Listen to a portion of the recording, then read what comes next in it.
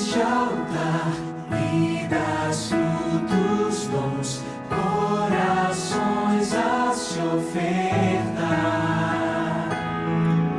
Cantos, festa, mel, o Pai a esperar, todos vêm pra celebrar. O Senhor esteja convosco. Ele está no meio de nós. Proclamação do Evangelho de Jesus Cristo segundo Lucas. Glória a vós, Senhor.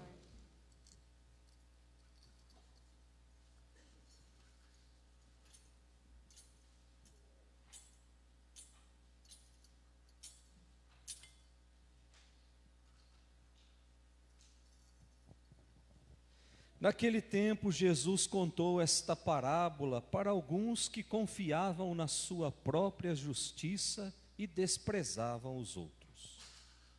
2 homens subiram ao templo para rezar. Um era fariseu, o outro cobrador de impostos. O fariseu, de pé, rezava assim no seu íntimo: ó Deus, eu te agradeço, porque não sou como os outros homens, ladrões, desonestos, adúlteros, nem como este cobrador de impostos. Eu jejuo 2 vezes por semana e dou o dízimo de toda a minha renda. O cobrador de impostos, porém, ficou à distância e nem se atrevia a levantar os olhos para o céu, mas batia no peito, dizendo: meu Deus, tem piedade de mim, que sou pecador. Eu vos digo, este último voltou para casa justificado, o outro não. Pois quem se eleva será humilhado, e quem se humilha será elevado. Palavra da salvação. Glória a vós, Senhor.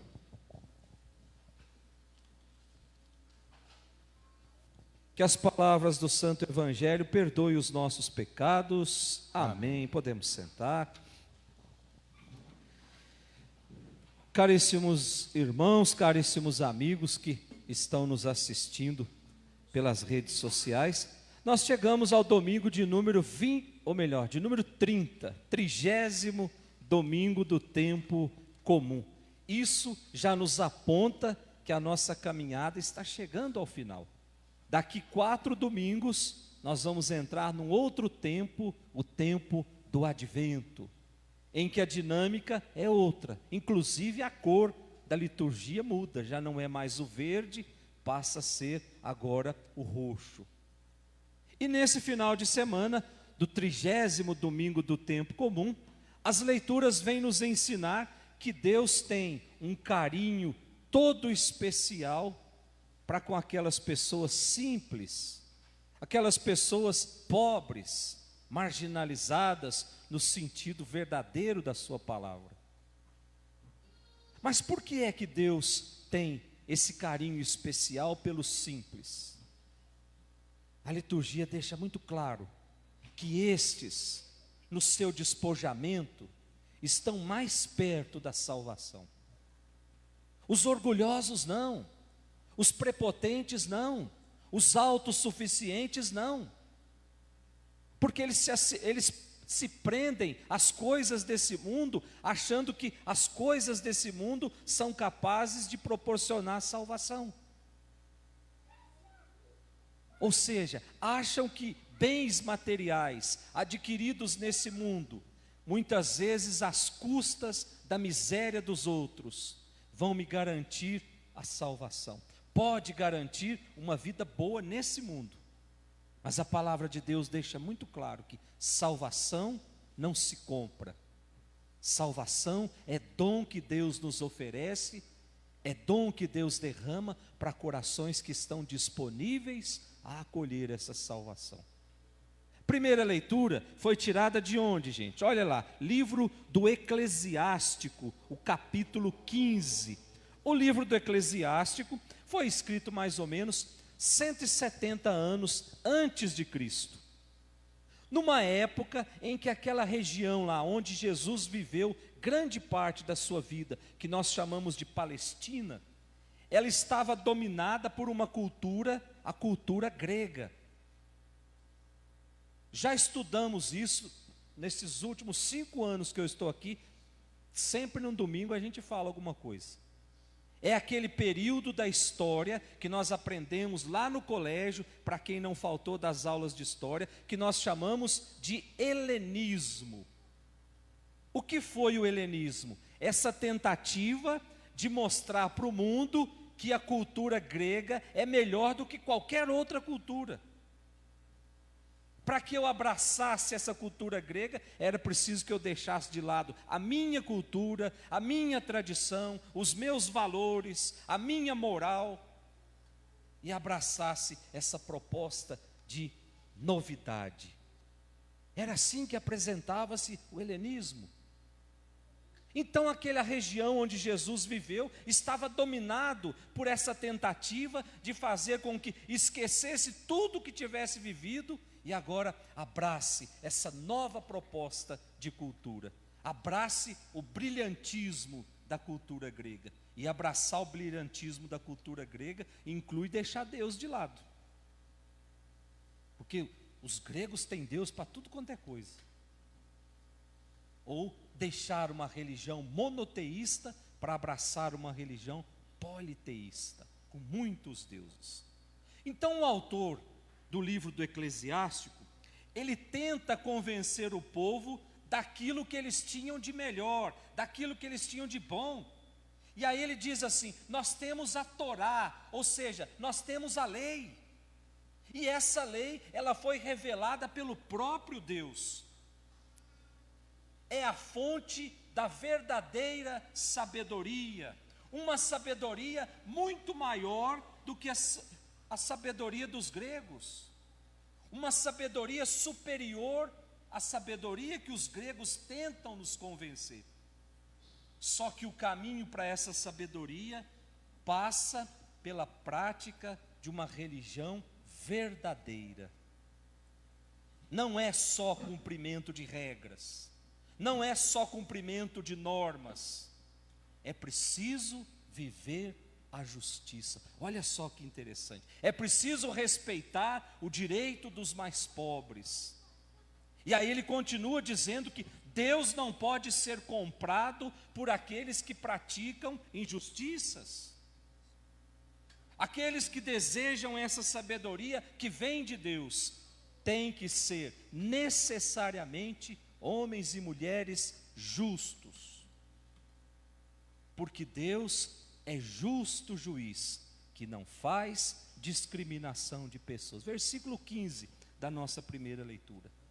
Portanto, é um Deus que não se deixa subornar, é um Deus que não se vende, é um Deus que faz justiça para todos.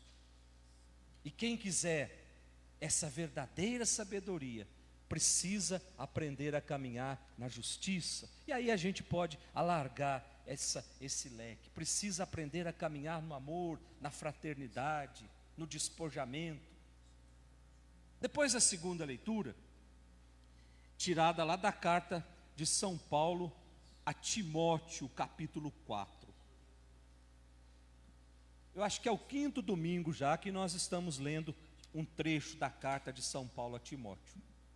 Já sabemos que foi escrito numa época de perseguição, ano 80 depois de Cristo, numa época de divisão, numa época em que muitas heresias estavam entrando dentro das comunidades. Então Paulo escreve para pedir que aquelas comunidades se mantenham firmes, se mantenham perseverantes na fé, se mantenham fiéis à missão que foi confiada por Deus.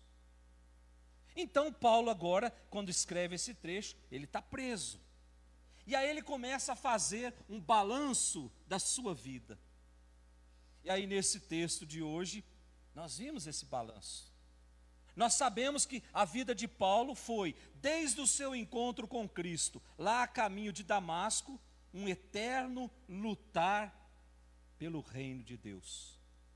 A vida de Paulo, desde o seu encontro com Cristo, foi uma resposta generosa a Deus, um compromisso total com o Evangelho. Por Cristo e pelo Evangelho, Paulo lutou. Por Cristo e pelo Evangelho, Paulo sofreu. Por Cristo e pelo Evangelho, Paulo gastou a sua vida, tudo para que a salvação pudesse chegar ao maior número de pessoas. Para que a salvação pudesse chegar a todos os povos. Então, no finalzinho da sua vida, o que é que Paulo diz?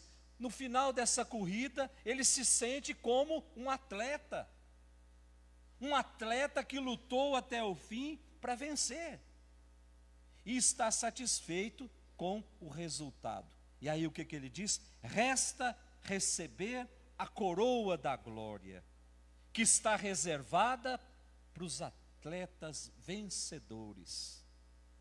Mas aí Paulo completa dizendo que essa coroa está reservada não só para os atletas vencedores, mas está reservada para todos aqueles que lutam pelo reino de Deus. Versículo 8 da nossa segunda leitura, que a gente pode olhar junto. Agora está reservada para mim a coroa da justiça. Olha só que interessante. Que o Senhor, justo juiz, me dará naquele dia. E não somente a mim, mas também a todos os que esperam com amor a sua manifestação gloriosa. Paulo também tem consciência que esse caminho pode ser um caminho que poucos irão compreender. Gastar a vida inteira para anunciar o Evangelho, eu acho que é somente para os fortes. Para muitos, diante da primeira perseguição, desiste. Diante da primeira tribulação, esquece tudo. Inclusive, lá os 12, quando começaram a perseguir a igreja, o que os 12 fizeram? Os 12 que conviveram com Jesus, se esconderam dentro de um buraco e ficaram lá. Enquanto não houve o derramamento do Espírito Santo, aqueles 12 não saíram dali de dentro. Ou seja, para nós, que muitas vezes não sabemos experimentar ou não sabemos absorver na nossa vida os dons do Espírito Santo, diante de um comentário maldoso sobre a nossa religião, a gente se esconde. Quantas pessoas batem na nossa porta e tentam nos convencer de que nós estamos na religião errada, de que nós somos idólatras, de que nós adoramos imagens. Quantas pessoas tentam fazer isso ao longo da nossa vida, gente? Quem nunca recebeu uma visita dessas pessoas lá na nossa casa, ou até mesmo nos abordando na rua, se nós não estivermos firmes na nossa fé? Com muita facilidade, a gente acredita nas falácias daquele povo. E aí a gente vai abandonando a nossa fé. A gente vai relativizando tudo. E aí, diante de uma dor, diante de uma tribulação, vem o inimigo na nossa cabeça dizer assim: será que ela não estava certa quando falou que você é idólatra? E assim nós vamos destruindo aquilo que nós temos de mais precioso dentro de nós. Por quê? Porque negligenciamos no zelo por esse tesouro. E por fim, o nosso evangelho. Espera aí. Paulo termina a primeira leitura dizendo o quê? Depois de eu enfrentar tudo isso, depois de eu gastar a minha vida por Jesus, depois de eu tomar consciência de que essa vida foi gasta muitas vezes na solidão, mas eu tive a certeza de que Deus estava comigo todo instante. Portanto, última frase do Evangelho: a Ele a glória pelos séculos. Amém. Gente, imagina se no último dia da nossa vida, Deus nos desse a oportunidade de assistir num televisor todos os obstáculos que colocaram na nossa frente. Deus nos desse a oportunidade de ver todas as dores que nós suportamos nesse mundo. Deus nos desse a oportunidade de ver quantos litros de lágrimas nós derramamos nessa vida inteira, por dor causada muitas vezes pelo outro. E aí, quando nós tivermos de posse de tudo isso, a gente dizer: apesar de tudo isso, Eu tenho certeza de que Ele nunca me abandonou. Portanto, a Ele a glória pelos séculos. Foi o que Paulo fez. Paulo deu glória a Deus no último dia da sua vida, porque ele reconheceu que, mesmo diante dos obstáculos da vida, Deus estava ali do lado dele. Não para tirar o obstáculo, mas para dar força, para que ele pudesse superar aquele obstáculo e depois ser modelo. Hoje Paulo é modelo para nós. Daqui a alguns anos, a sua dor e o seu sofrimento vai ser modelo para outra pessoa. E por fim, o nosso evangelho de hoje, o evangelho de São Lucas, capítulo 18. Nós temos aqui mais uma lição sobre o reino de Deus. E quem são os personagens desse evangelho de hoje? Um fariseu e um cobrador de impostos. Que determinadas Bíblias vocês vão entender, vão achar escrito não cobrador de impostos, mas publicano, que também é sinônimo um do outro. Mas quem são esses dois? O que é que esses dois faziam? Gente do céu, os fariseus eram muito conhecidos devido à sua radicalidade. E eles fazem questão de dizer, jejuavam 2 vezes por semana, pagavam fielmente o dízimo, nada pediam a Deus. Eram vistos como um grupo de pessoas sérias. Do outro lado, os cobradores de impostos, que eram desprezados. Desprezados por quê? Porque cobravam impostos para os romanos. E muitos desses impostos eram cobrados de forma injusta, e eles enriqueciam em cima desses impostos, ou seja, enriqueciam de uma forma imoral. Cobravam além do que devia ser cobrado para poder ter dinheiro para eles. Então, meus irmãos, a corrupção não começou nesses tempos. A corrupção já vem desde a época de Jesus. E aqui está um modelo típico de corrupto. Cobrava além daquilo que deveria cobrar. E aí construíam-se um verdadeiro império com o dinheiro da exploração dos outros. Então nós temos aqui 2 tipos de vida. O fariseu, aquele que cumpre a lei, aquele que cumpre a regra, aquele que tem uma vida íntegra, que está cheio de certeza de que ninguém tem nada contra eles, e de fato não tinham. Ninguém poderia acusar um fariseu de nada, porque eles não tinham nada, não deviam nada para ninguém. E ele estava muito contente de não ser como aquele cobrador de impostos. Ou seja, já começa aqui um parâmetro para mim ser justo. Eu não sendo como ele já está bom. O cobrador de impostos é o modelo do homem de pecado. Aquele que não cumpre a lei. Mas aqui nesse evangelho é aquele que também tem consciência de que ele é indigno. E essa consciência ele faz numa oração: Senhor, tem compaixão de mim, porque eu sou pecador. Portanto, ele reconhece que ele é falho com Deus. Ele reconhece que muitas vezes ele erra. E aí Jesus veio dizer assim, ó, esse último foi reconciliado, foi justificado. Aí nós podemos nos perguntar, mas por que isso? Gente, o grande problema do fariseu é pensar que Deus lhe deve alguma coisa porque ele teve uma conduta íntegra, porque ele teve uma conduta sem mancha. Em pensar que a salvação ela se dá pelo cumprimento da regra. A salvação se dá pelo esforço humano, pelo bom comportamento. É esse espírito farisaico que muitas vezes está impregnado nas nossas igrejas. Porque eu vou na missa todo domingo, Deus me deve alguma coisa. Porque eu rezo o meu terço, porque eu faço tudo, Deus me deve alguma coisa. Pode ser que faça isso, mas o coração precisa estar transformado. Não adianta, desculpe, Eu falei isso alguns anos atrás, e até o bispo me chamou a atenção, mas hoje eu falo de novo. E amanhã ele vai me chamar a atenção de novo, e o ano que vem eu falo de novo. Não pensem que participar da missa tem céu garantido.